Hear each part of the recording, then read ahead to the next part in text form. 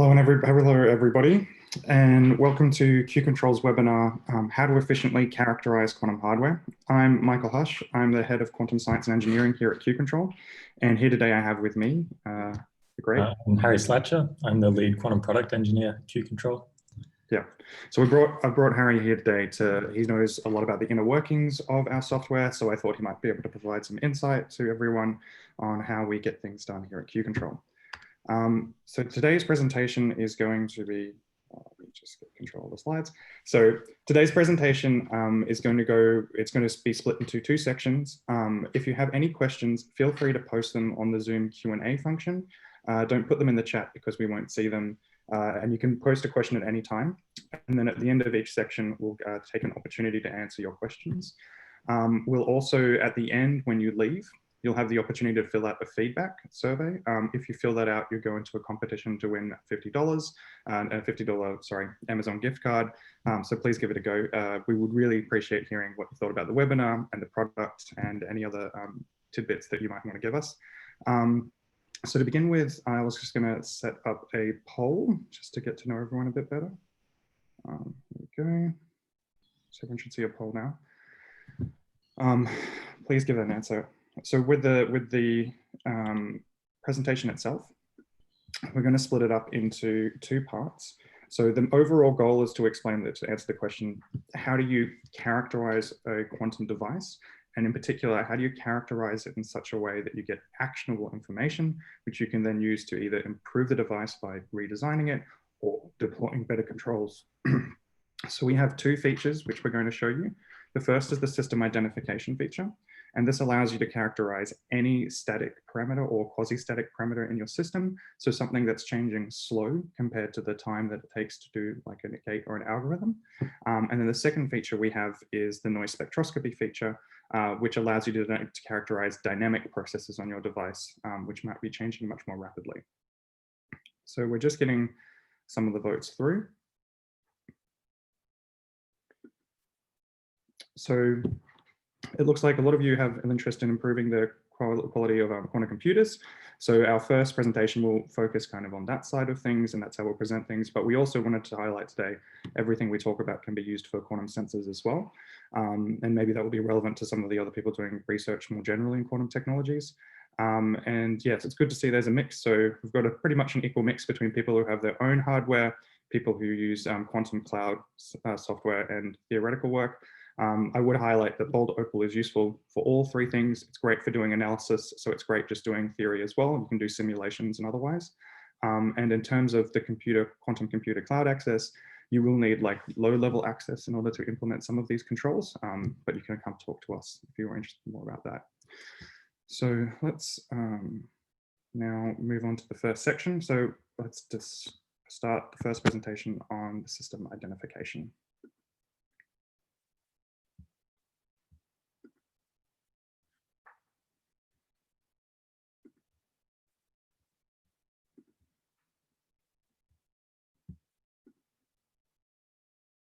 Sorry, let me just redo that share. Okay.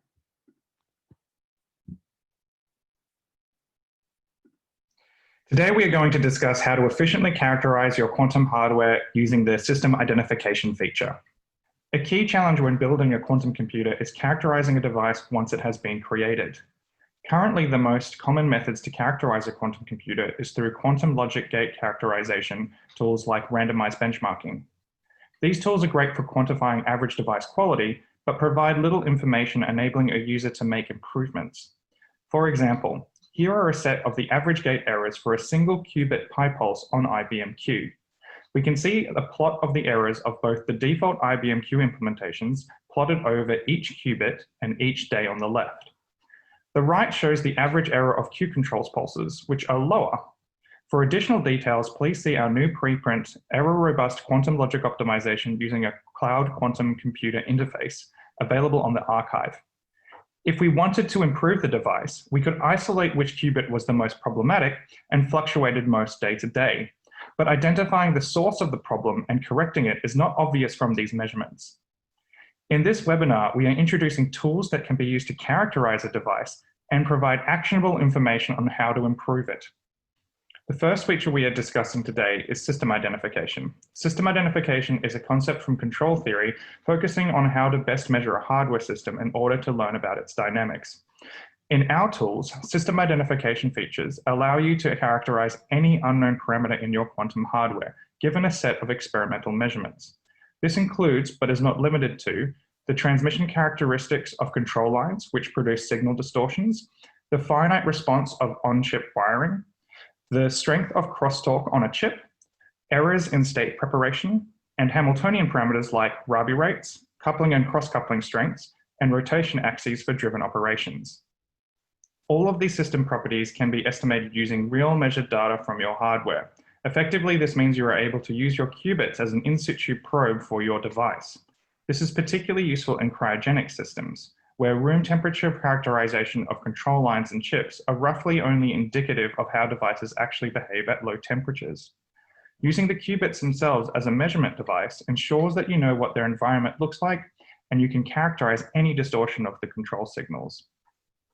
Our system identification tools helps you determine what to measure and how to analyze the data in order to extract the most useful information. Beyond characterization of errors, you can also use our system identification features to rapidly calibrate system properties like coupling between qubits and Rabi rates. This is essential in creating model-based optimized pulses for quantum gates. We will now show how the system identification feature is used in BOULDER OPAL. We will give two examples which are fully described in the application note, Control Hardware System Identification, which is available at docs.qcontrol.com or as an interactive Jupyter notebook via app.qcontrol.com.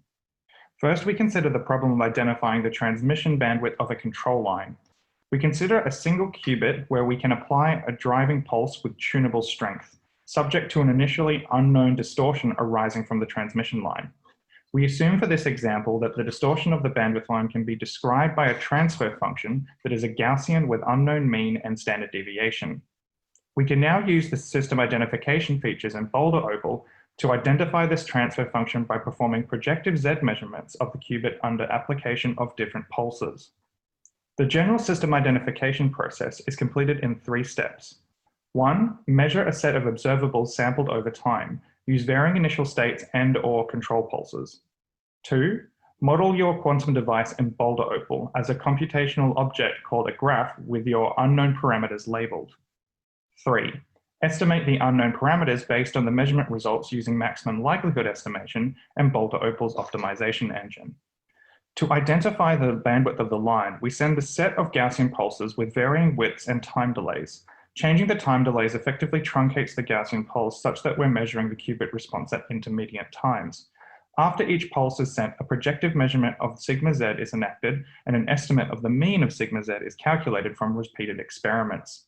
We also estimate the uncertainty using standard error. These measurements turn out to be sufficient to identify the unknown parameters in this example. If you have a different set of parameters you want to estimate and do not know what pulses and measurements to take, we can help you determine the best strategy. Soon we will offer new tools to automatically generate the best pulses and measurements to characterize a particular parameter. So stay tuned to our webinar series.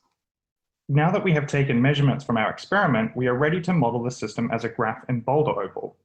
BOULDER OPAL can model any relationship between control pulses, quantum states, system parameters, and measurable observables through a graph of functions. You can see graphs in use throughout our documentation at docs.qcontrol.com. We now look at a coding example where we construct the graph for this particular system. We start by creating 2 variables, mu and sigma, which we want to estimate. We then create a set of arrays which represent the Gaussian pulses we will input into our system. Next, we construct a Gaussian filter in the frequency domain with mu and sigma set as the mean and standard deviation. We then apply this Gaussian filter to that input signal. Now that we've passed the signals through the transfer function, we can apply them to the qubit and construct the final Hamiltonian for the system. We can then use that Hamiltonian to calculate the final observable values for Z at the end of each pulse. Finally, we bundle those points together to get the final calculated points. The power of the system identification feature is the ability to add any parameter you want to your graph to estimate. For example, let's say we wanted to also estimate a scaling factor for the Rabi rate of the qubit. All we would need to do is create an additional variable called omega. We can then replace the Rabi rate scaling value with this new variable. Finally, when you ran the optimization, you would simply have to add this variable into the new outputs you wanted. The system identification feature would then automatically estimate this additional variable. You may need to consider using a different set of pulses if the new variable you add significantly changes the process of the estimation, but in general, adding additional variables and estimating them is as easy as this. Let's return the graph to its original form and continue the example. The final step in our procedure is to use maximum likelihood estimation to estimate the parameters based on the measurements we have taken. For Gaussian variables, the log likelihood function is given by the square of the difference between the measured observables and the predicted observables, normalized by the uncertainty in the measurement. Returning to our coding example, we can finally close the graph with the cost function, as I previously described. We can also create a variable that creates the Hessian of the cost, which can be used to calculate the uncertainty in the measurements. With this information, the difference between our measured and predicted observables and the associated uncertainty, we then use BOULDER OPAL's optimization engine to minimize our cost function. Because this is conducted using custom cloud infrastructure and computational resource management, the computation is much quicker than running it on your local computer. After running the optimization, we get the following results. The mean and standard deviation are estimated to be 0.289 and 0.098, effectively telling us the characteristics of the transmission line given this Gaussian model. Both predictions agree with an uncertainty with the actual values. We can also compare a simulation of the system with these parameters, plotted in dashed pink, and the measured data. We can see they are all within agreement. This information can be used to diagnose the distortion of a pulse sent through the transmission line. We can then either pre-compensate the pulse or incorporate this model for transmission bandwidth directly into the pulse optimization in BOULDER OPAL to find a pulse for a quantum gate that is best suited to this system. This demonstrates that the system identification feature can characterize imperfections in a system that results in actionable information.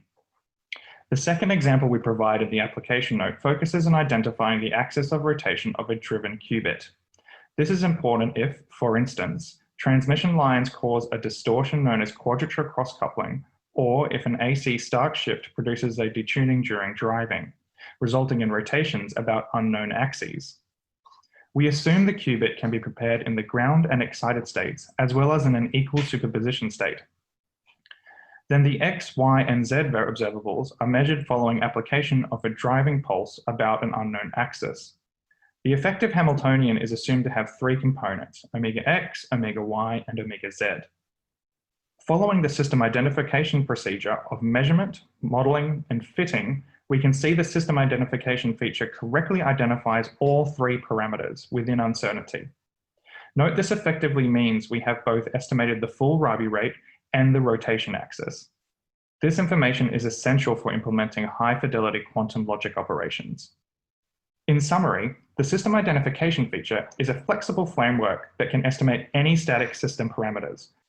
It can be used to identify imperfections in the quantum device that can then be corrected or compensated for, or it can be used for rapid calibration of multiple parameters at once using an efficient computational toolkit.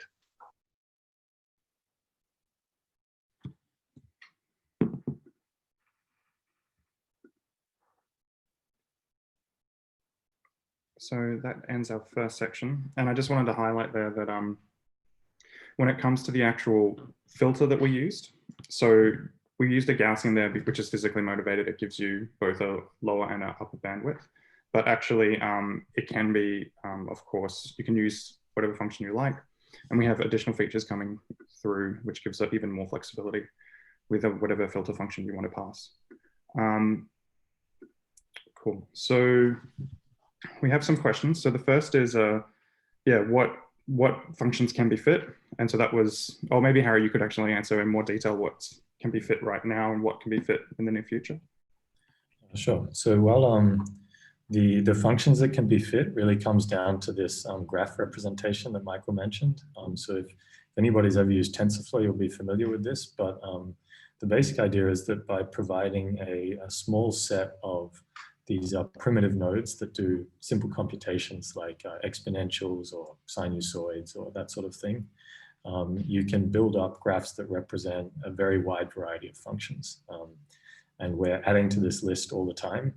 So if you're trying to use this tool and there are particular functions that you're missing, you should just come and talk to us, and it's very easy for us to add those tools.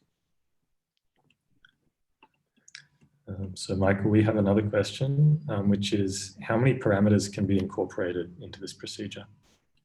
Yeah, so we don't actually have a hard limit. So you can fit, but when it comes to actually testing and running it, we've fitted up to 6 parameters at once. You can actually put more parameters in and it should still work. It's actually a matter of the size of your graph. So there are certain, if the graph gets too big, there are memory limits, and then we have to stop. But if you have a system which has more parameters that you wish to estimate, we have features on the roadmap for designing things so it can handle even larger graphs.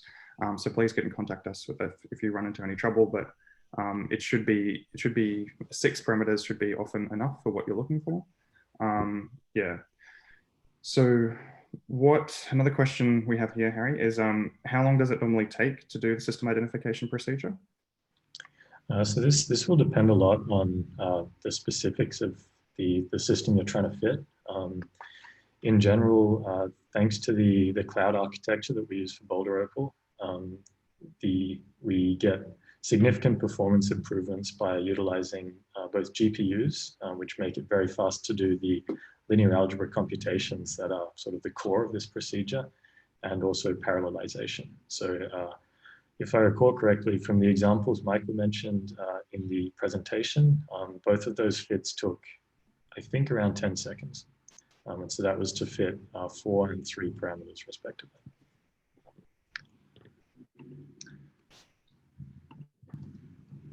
So I think we've got another question in the Q&A. Oh, here we go.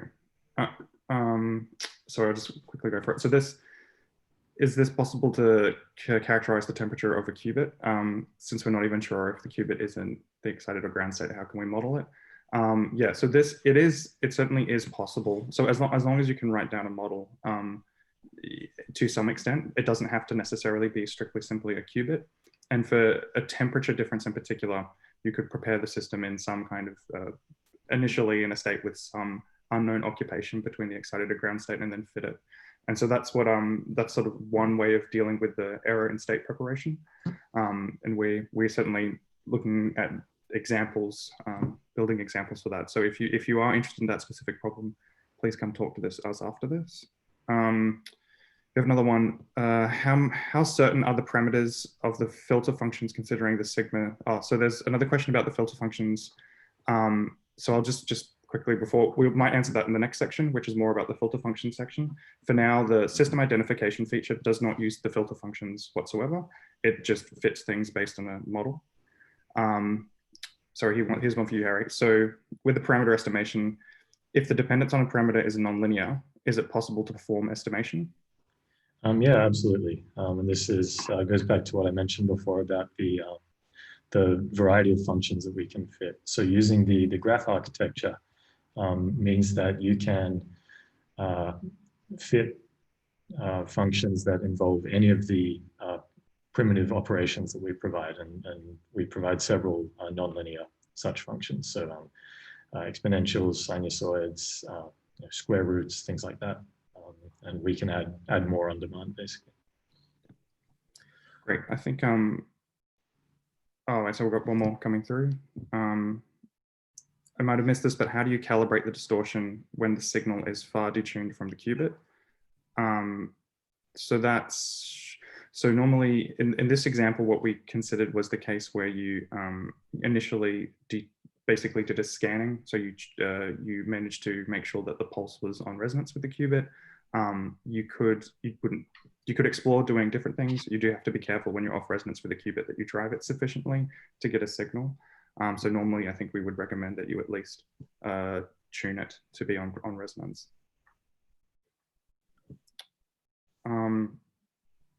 Harry, there's another one. Can this be implemented with Qiskit pulse? If yes, is there any documentation for this? Yeah, definitely this could be implemented with Qiskit Pulse. So you would use Qiskit Pulse to get the measurements that you feed into the fitting procedure. For documentation, you should head to docs.qcontrol.com. While we don't have a specific example using Qiskit Pulse to do a system identification, we do have examples showing how you can run optimized pulses using Qiskit Pulse.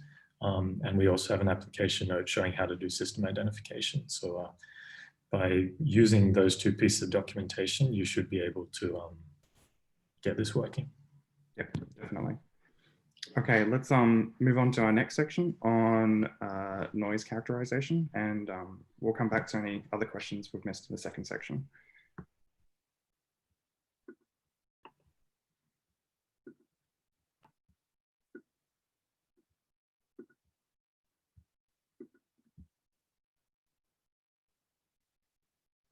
In this presentation, you'll learn how to characterize the noise impacting your quantum hardware in the frequency domain using noise spectroscopy, producing what's known as a spectrum of the noise. The system identification feature allows you to characterize static parameters in your system. But what about dynamic, time-varying processes like noise? Electromagnetic noise can affect all kinds of quantum devices, from superconducting qubits to cold ions to NV centers. When it comes to time-varying noise that can change on timescales anywhere from days to nanoseconds, building a spectrum of the noise in terms of noise frequency is a powerful way to gain insight into what's harming your device. The BOULDER OPAL noise spectroscopy feature allows you to characterize noise in all of these devices using the qubits themselves as in situ detectors.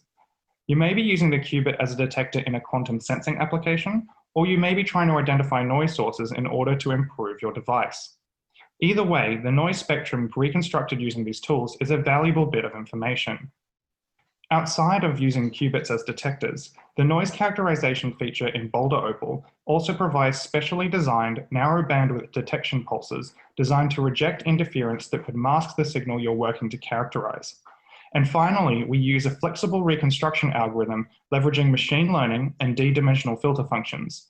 This means you can use any quantum system as a detector, whether it is a qubit, QDIT, or even an oscillator.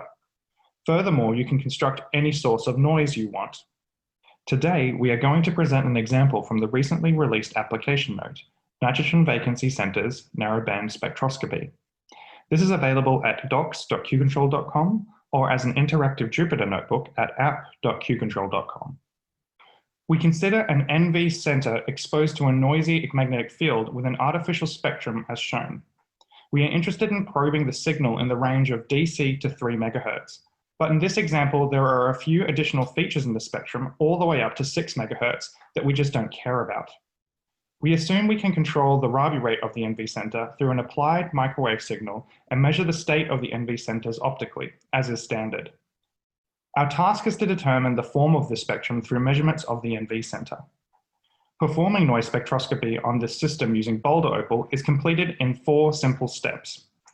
First, generate and download a set of control pulses to probe the noise process you're interested in. Second, measure the state of the qubit after applying each pulse. Third, calculate the filter functions for each pulse. Fourth, reconstruct the noise spectrum using BOULDER OPAL's custom machine learning package. For this first example, we consider probing a magnetic field by measuring a dephasing signal on the NV center. Our probe pulses are derived from provably optimal narrow-band waveforms known as SLEPIAN pulses. SLEPIAN pulses are mathematically optimal in terms of spectral concentration within a target sending band, and they have a tunable frequency response. In combination, this means that selecting the right set of SLEPIAN pulses ensures we can probe our spectrum over a target band while optimally excluding out-of-band signals influencing our measurements. Using this application note, we begin by generating and downloading a set of SLEPIAN pulses designed to be sensitive to a dephasing noise process.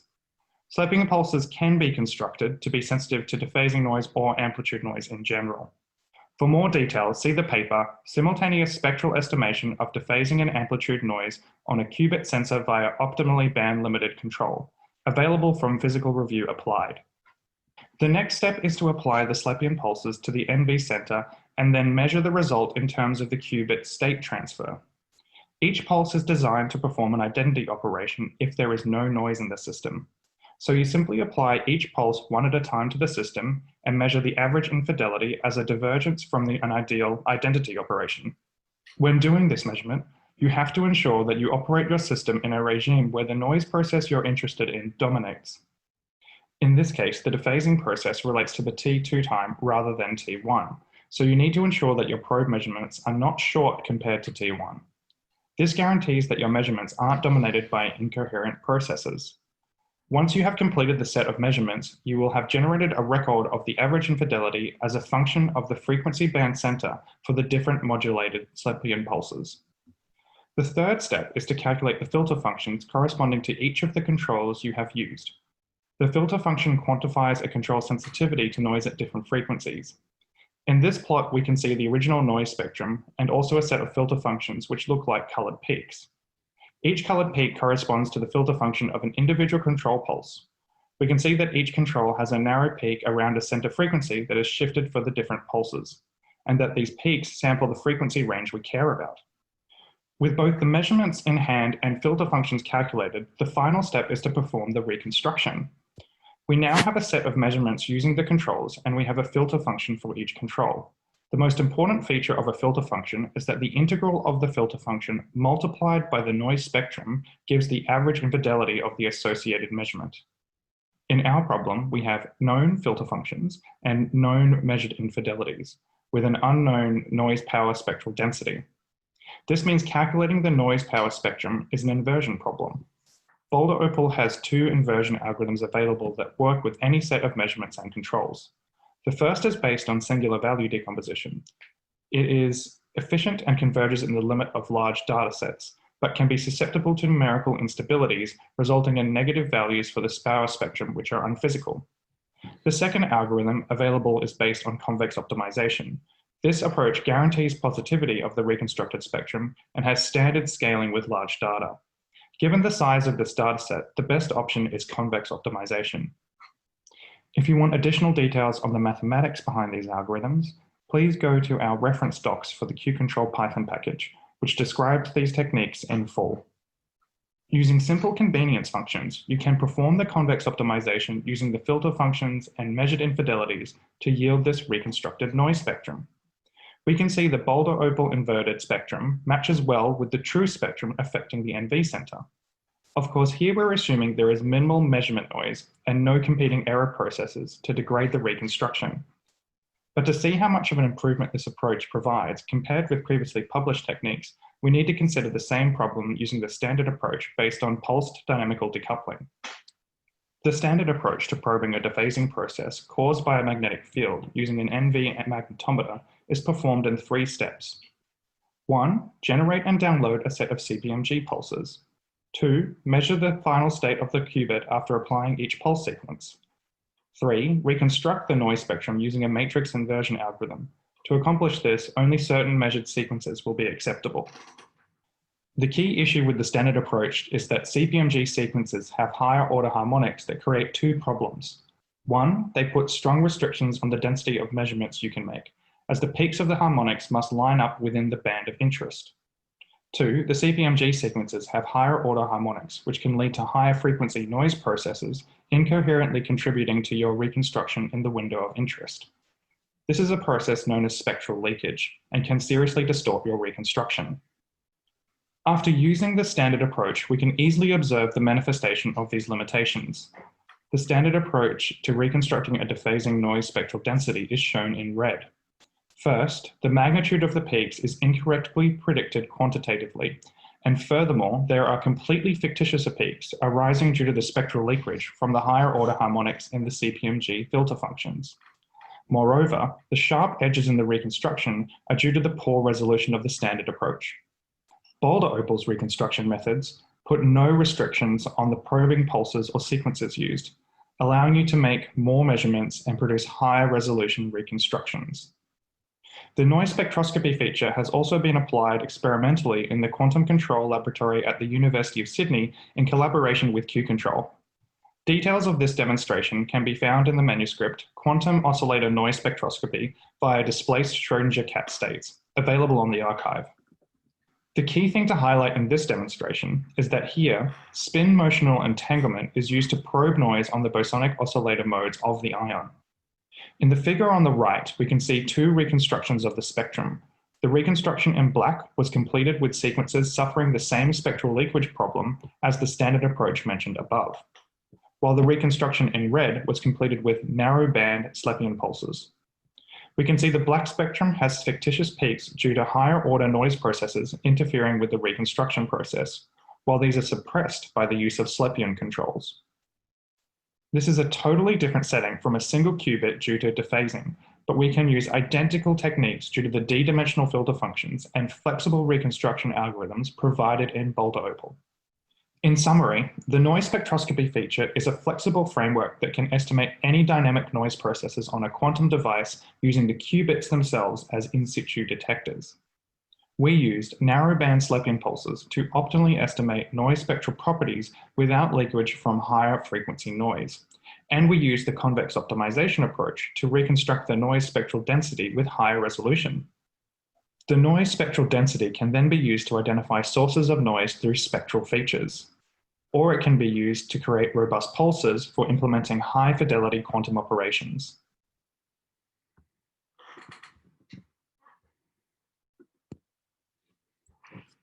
And we're back again. So there was a question which I think I got a bit confused in the last section with. So there's these terms, as you saw in this presentation there, we went through the noise reconstruction feature. It uses something called a filter function. So a filter function, I briefly mentioned its explanation in the process, but it's actually an approximation you can make on a quantum control to understand how it dynamically responds to noise at different frequencies.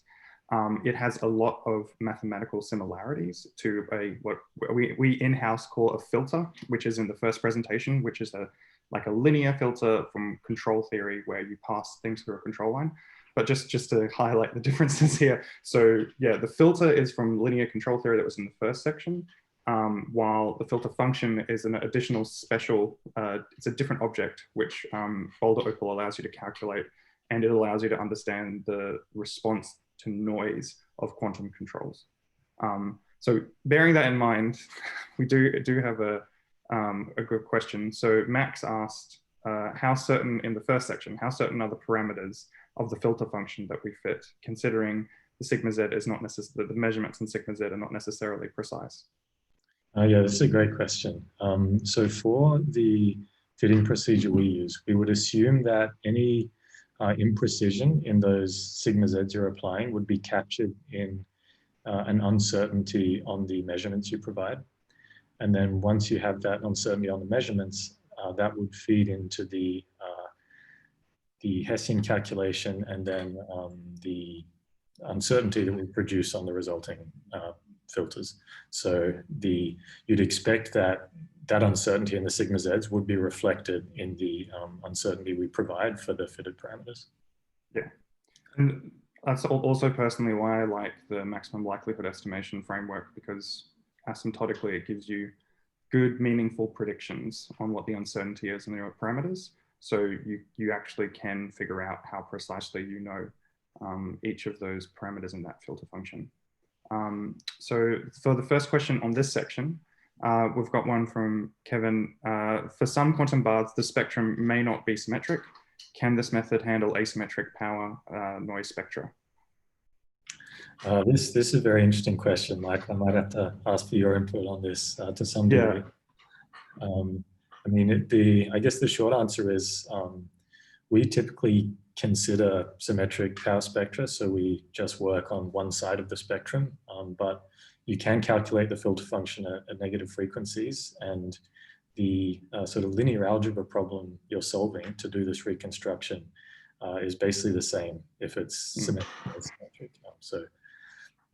Yeah, do you want to add anything else, Mike? Yeah, I guess I wanted to add that that's sort of like an internal discussion we've had. We've been considering whether we support asymmetric noise power spectra or not.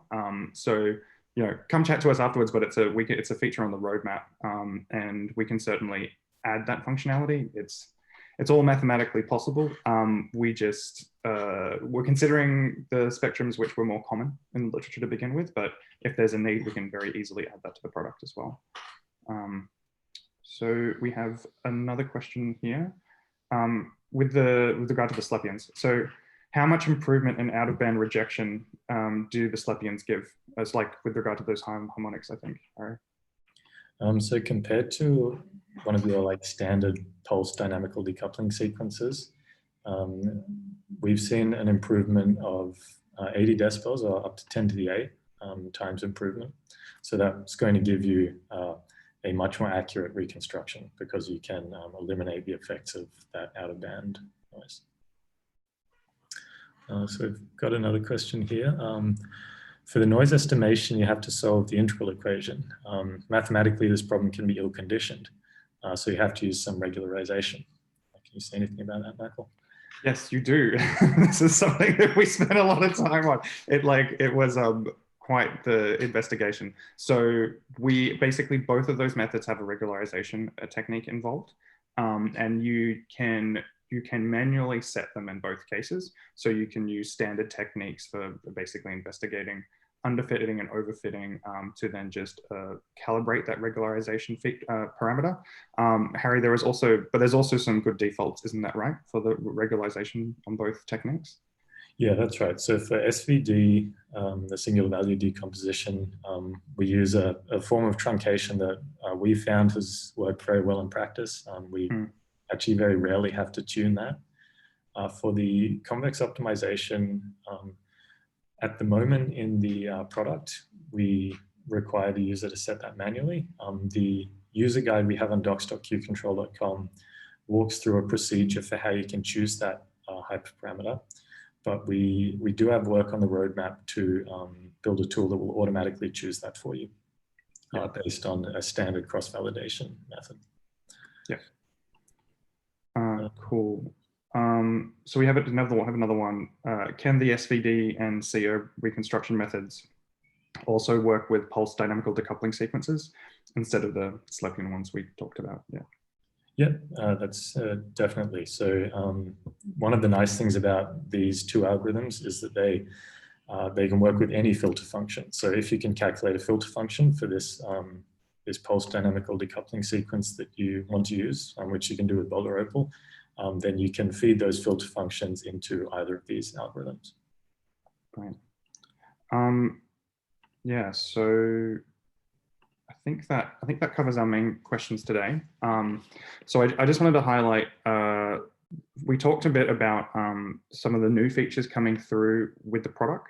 So what we're also launching today, and you'll get a link in the follow-up email to this, is like a sort of a sketch of our roadmap. So we're really looking for feedback now from everyone here today and other customers about what features are working for them, how they would like to see improved, which ones they'd like to see improved. And we also have a roadmap which is showing a lot of the improvements which we're thinking about and we're planning on doing. So it would be really great to see your input, which features are, you know, the ones you really, really want to see as soon as possible. We'd really appreciate your feedback on that. And also, please contact us whenever, and we'd be happy to get in a call with you and figure out what your control needs are as well. So thank you again for attending.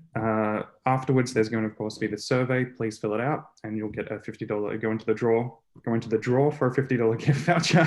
Not everyone gets $50, unfortunately. And I did want to mention as well, just finally, you should, if you want to look at any of the documentation that we talked about today, you can go to docs.qcontrol.com, or you can actually sign up and start the free trial of BOULDER OPAL at app.qcontrol.com. And the advantage of going to app.qcontrol is that you'll activate an account and you'll be able to actually run all of those notebooks live in browser. So you can experiment with the system identification feature. You could add a variety of different variables, whatever you want. So thank you very much for attending. That's goodbye from me. And of course. Yeah, thanks for coming, everyone. See you next time. Excellent. See you.